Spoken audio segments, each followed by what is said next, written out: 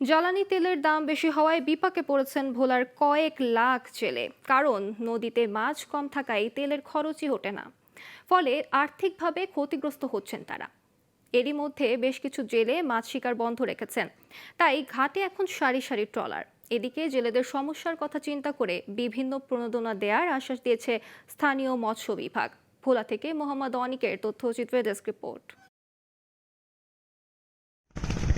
নদী ঘেরা দ্বীপ জেলা ভোলা, তাই এখানে মাছ ধরেই জীবিকা চালান কয়েক লাখ জেলে। আর এই মাছ ধরার জন্য তাদের ব্যবহার করতে হয় ডিজেল চালিত ট্রলার। কিন্তু ভরা মৌসুমেও নদীতে কাঙ্ক্ষিত ইলিশ না পাওয়ায় ডিজেলের দাম তুলতে পারছেন না তারা, তাই দিশেহারা কয়েক লাখ জেলে।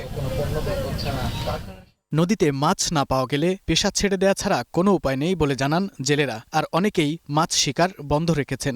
12 মাসের 11 মাসে অভিযান চলে। এক মাস যে জেলেরা নদীতে মাছ ধরে, এই মাছ দিয়া তাদের কোনো সংসার খরচ হইতেছে না।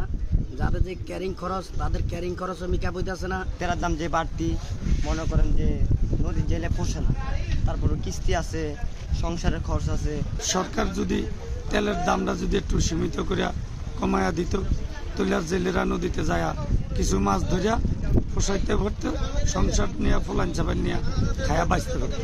এদিকে স্থানীয় মৎস্য কর্মকর্তারাও মনে করছেন উপকূলের যেসব জেলে থাকেন তাদের জন্য সরকার কম দামে ডিজেল বিক্রির ব্যবস্থা করতে পারে।